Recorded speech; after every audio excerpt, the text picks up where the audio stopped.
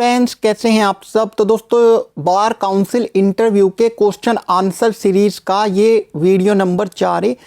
इससे पहले भी मैं 3 वीडियो इसी टॉपिक पे बना चुका हूं। तो अगर आपने अभी तक वो वीडियो नहीं देखी तो हमारे चैनल पे प्लेलिस्ट में आपको वो सारी वीडियो मिल जाएंगी। वो वीडियो भी बहुत ज़्यादा इंपॉर्टेंट है, तो आप उन वीडियो को भी ज़रूर वॉच करना। तो दोस्तों, वीडियो को स्टार्ट करने से पहले आपसे रिक्वेस्ट करूंगा कि अगर आप हमारे चैनल पे नए हैं, प्लीज़ चैनल को सब्सक्राइब कर देना। वीडियो पसंद आती हो तो वीडियो को लाइक करना बिल्कुल भी ना भूलें। तो दोस्तों, अब वीडियो को स्टार्ट करते हैं। इस वीडियो में भी मैं आपको इम्पोर्टेंट क्वेश्चन और उनके आंसर बताऊँगा जो बार काउंसिल के इंटरव्यू में पूछे जा रहे हैं। तो दोस्तों, बार काउंसिल के इंटरव्यू में इंडियन कॉन्स्टिट्यूशन से रिलेटेड बहुत सारे क्वेश्चन पूछे जा रहे हैं। बहुत ज़्यादा इंपॉर्टेंट है इंडियन कॉन्स्टिट्यूशन। तो दोस्तों, आज की वीडियो में मैं आपके लिए कुछ इंपॉर्टेंट क्वेश्चन और आंसर लाया हूँ भारतीय संविधान से ही। तो दोस्तों, अब चलिए वीडियो को स्टार्ट करते हैं। तो सबसे पहला सवाल आता है कि भारतीय संसद में क्या शामिल है, यानी भारतीय संसद के अंग कौन कौन से हैं। तो ज़्यादातर स्टूडेंट को ये पता है कि भारतीय संसद के 2 अंग होते हैं, एक लोकसभा और एक राज्यसभा। लेकिन दोस्तों, ऐसा नहीं। भारतीय संसद के 3 अंग होते हैं, एक लोकसभा, दूसरा राज्यसभा और तीसरा महामहिम राष्ट्रपति। जी हाँ, तो संसद के 3 अंग हैं। हमेशा याद रखिए, संसद में 3 अंग शामिल हैं, लोकसभा, राज्यसभा और महामहिम राष्ट्रपति। ये चीज़ आपको हमेशा ध्यान रखनी है। अब आपसे एक क्वेश्चन ये भी पूछा जा सकता है कि भारतीय संसद का उच्च सदन कौन सा है। तो हमेशा आपको याद रखना है, भारतीय संसद का उच्च सदन राज्यसभा होता है। दोस्तों, उसके बाद एक आपसे ये भी क्वेश्चन पूछा जा सकता है कि लोकसभा में कुल कितने सदस्य हो सकते हैं। मेरा सवाल ध्यान से सुनिएगा, लोकसभा में कुल कितने सदस्य हो सकते हैं। तो इसका जवाब है, लोकसभा में कुल 550 सदस्य हो सकते हैं। जी हाँ दोस्तों, 550 लोकसभा में टोटल मेंबर हो सकते हैं इस साल। अब दोस्तों, आपसे एक सवाल ये भी पूछा जा सकता है कि राज्यसभा में कुल कितने सदस्य हो सकते हैं। तो इसका जवाब है, राज्यसभा में कुल 250 सदस्य हो सकते हैं। जी हाँ दोस्तों, 250 सदस्य राज्यसभा में हो सकते हैं। एक सवाल आपसे ये भी पूछा जा सकता है कि वर्तमान में लोकसभा में कितने सदस्य हैं। तो दोस्तों, वर्तमान में लोकसभा में 543 सदस्य हैं।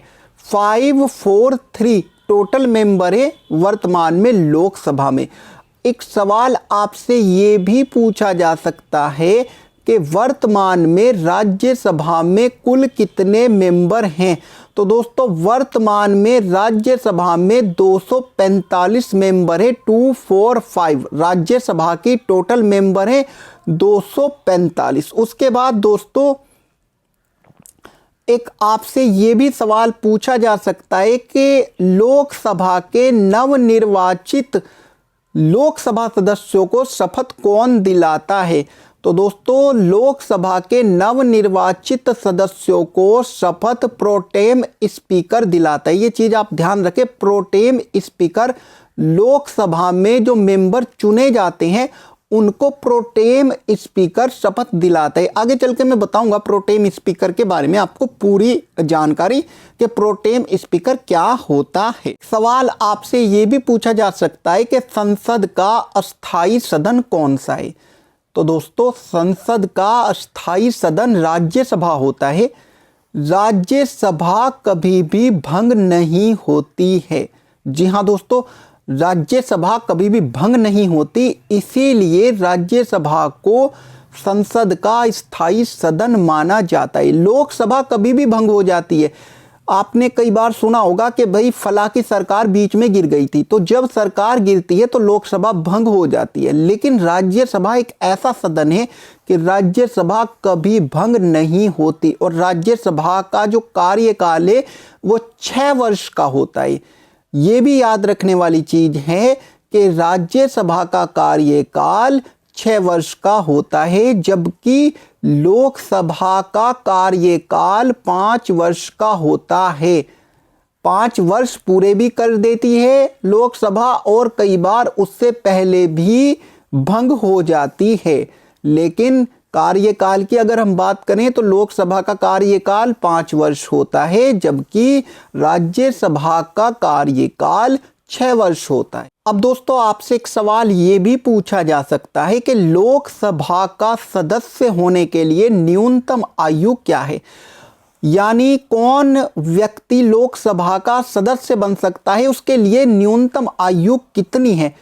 तो लोकसभा का सदस्य बनने के लिए न्यूनतम आयु 25 वर्ष है। एक सवाल आपसे ये भी पूछा जा सकता है कि राज्यसभा का सदस्य बनने के लिए न्यूनतम आयु कितनी है। तो राज्यसभा का सदस्य बनने के लिए न्यूनतम आयु 30 वर्ष है, 30 ईयर। लोकसभा में मिनिमम 25 ईयर्स और राज्यसभा का मेंबर बनने के लिए मिनिमम एज 30 ईयर्स है। ये भी आपको याद रखना है। एक दोस्तों आपसे ये भी सवाल पूछा जा सकता है कि आप ये बताइए कि केंद्र सरकार में कुल कितने मंत्री हो सकते हैं। तो दोस्तों इसका जवाब है कि केंद्र सरकार में प्रधानमंत्री सहित लोकसभा की कुल सदस्य संख्या का 15% ही मंत्री हो सकते हैं। यानी जितने लोकसभा में मेंबर है उसके 15% से अधिक मंत्री नहीं हो सकते। और ये जो 15% की संख्या है इसमें प्रधानमंत्री सहित मंत्रियों की संख्या बताई गई है। ये दोस्तों मेरे हिसाब से जहां तक मुझे याद है कि 2003 में ये संविधान में संशोधन द्वारा स्थापित किया था ये 15% की जो संख्या है। इससे पहले अनलिमिटेड संख्या में मंत्री बन सकते थे। तो मंत्री ज़्यादा ना हो और केंद्र सरकार पे खर्च ज़्यादा ना आए, इसलिए इनकी संख्या को एक सीमित कर दिया था। लोकसभा की कुल सदस्य संख्या का 15% और वो भी प्रधानमंत्री सहित अब जो है केंद्र सरकार में मंत्री हो सकते। दोस्तों आपसे एक सवाल ये भी पूछा जा सकता है कि आप ये बताइएगा कि प्रधानमंत्री की नियुक्ति कौन करता है। बहुत इंपॉर्टेंट क्वेश्चन है कि प्रधानमंत्री की नियुक्ति कौन करता है। तो प्रधानमंत्री की नियुक्ति महामहिम राष्ट्रपति द्वारा की जाती है। ये चीज आप याद रखें। दोस्तों आपसे एक सवाल ये भी पूछा जा सकता है कि भारत का प्रधानमंत्री बनने के लिए न्यूनतम आयु कितनी होनी चाहिए। तो दोस्तों भारत का प्रधानमंत्री बनने के लिए न्यूनतम आयु अगर लोकसभा सदस्य है तो 25 वर्ष होनी चाहिए और अगर राज्यसभा सदस्य है तो 30 वर्ष होनी चाहिए। क्योंकि आपकी जानकारी के लिए मैं बता दूं कि भारत का प्रधानमंत्री वही व्यक्ति बन सकता है जो संसद के किसी सदन का सदस्य है। या तो वो लोकसभा का सदस्य होना चाहिए या वो राज्यसभा का सदस्य होना चाहिए। अब देखिए अगर लोकसभा का सदस्य है तो न्यूनतम आयु 25 वर्ष होगी फिर, और अगर राज्यसभा का सदस्य है तो प्रधानमंत्री बनने के लिए न्यूनतम आयु 30 वर्ष हो सकती है। अगर प्रधानमंत्री किसी भी सदन का सदस्य नहीं है तो प्रधानमंत्री के पद पे नियुक्ति तो हो सकती है, लेकिन नियुक्ति वाले दिन से 6 महीने के अंदर प्रधानमंत्री को संसद के किसी ना किसी सदन का सदस्य होना पड़ता है। अन्यथा की स्थिति में प्रधानमंत्री पद के लिए वो योग्य नहीं रहता। तो क्या बताया मैंने कि प्रधानमंत्री पद के लिए न्यूनतम आयु अगर लोकसभा का सदस्य है तो 25 वर्ष, राज्यसभा का सदस्य है तो 30 वर्ष होनी चाहिए। क्योंकि प्रधानमंत्री किसी ना किसी सदन का सदस्य जरूर होता है। बिना सदन की सदस्यता ग्रहण किए कोई व्यक्ति प्रधानमंत्री नहीं बन सकता 6 महीने से ज्यादा तक के लिए। ये चीज भी ध्यान रखें। अब दोस्तों आपसे एक सवाल ये भी पूछा जा सकता है कि भारत का प्रधानमंत्री कितनी अधिकतम आयु तक अपने पद पर कार्य कर सकता है, यानी वो मैक्सिमम एज क्या है जिसके बाद वो भारत का प्रधानमंत्री नहीं रह सकता। इसमें एक बहुत बड़ा कंफ्यूजन आ रहा है। बहुत सारे लोगों से मैंने एक बात सुनी है कि भारत में कानून है जिसके हिसाब से 75 वर्ष से अधिक आयु का व्यक्ति भारत का प्रधानमंत्री नहीं रह सकता। तो दोस्तों ये बिल्कुल झूठ है। संविधान में कोई इस तरीके का प्रावधान नहीं है। मैक्सिमम एज के बारे में संविधान में इस समय पे जब मैं वीडियो बना रहा हूं कोई भी प्रावधान नहीं है। तो भारत का प्रधानमंत्री कितनी भी आयु तक रह सकता है प्रधानमंत्री के पद पे। ये जो एक मिथ है ना कि 75 वर्ष अधिकतम आयु है, ये बिल्कुल गलत है। संविधान में अधिकतम आयु के बारे में कोई प्रावधान नहीं है कि भाई प्रधानमंत्री की अधिकतम आयु इतनी अधिकतम आयु तक ही वो प्रधानमंत्री पद पे रह सकता है। ये बिल्कुल एक झूठी अफवाह फैलाई जा रही है। कोई अधिकतम आयु का संविधान में जिक्र नहीं। अब दोस्तों आपसे एक सवाल ये भी पूछा जा सकता है कि देश में वो कौन सा राज्य है जिसमें लोकसभा की सबसे ज्यादा सीटें हैं। तो इसका जवाब है उत्तर प्रदेश। जी हाँ दोस्तों, उत्तर प्रदेश भारत में सबसे अधिक लोकसभा सीटों वाला राज्य है। और अगर मैं राज्यसभा की बात करूं तो राज्यसभा की भी सीटें उत्तर प्रदेश में सबसे अधिक हैं।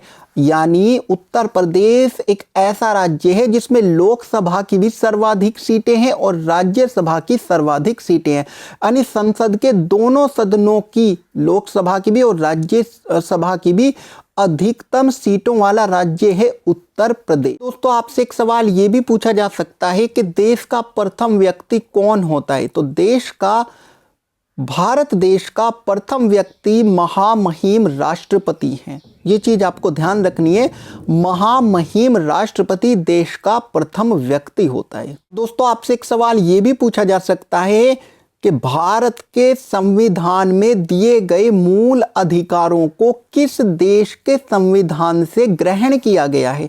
यानी जो हमारे मूल अधिकार हैं वो कौन से देश के संविधान से लिए गए हैं। तो इसमें ये चीज हमेशा ध्यान रखें कि भारत का जो संविधान है उसमें जो मूल अधिकार दिए गए हैं वो मूल अधिकार अमेरिका के संविधान से लिए गए हैं। जी हाँ दोस्तों, हमारे संविधान में दिए गए मूल अधिकार अमेरिका के संविधान से लिए गए हैं। और मूल संविधान में मूल अधिकारों की संख्या 7 थी। अब वर्तमान में हमारे संविधान में मूल अधिकारों की संख्या 6 है। 6 कौन कौन से? समानता का अधिकार, स्वतंत्रता का अधिकार, शोषण के विरुद्ध अधिकार, धार्मिक स्वतंत्रता का अधिकार, भाषा एवं संस्कृति का अधिकार और संवैधानिक उपचारों का अधिकार। इस प्रकार से ये 6 मूल अधिकार हमारे संविधान में वर्तमान में मौजूद है। संपत्ति का अधिकार 7वां मूल अधिकार था जिसे संविधान संशोधन द्वारा हटा दिया गया था। दोस्तों मैंने इस वीडियो में जिक्र किया था प्रोटेम स्पीकर के बारे में।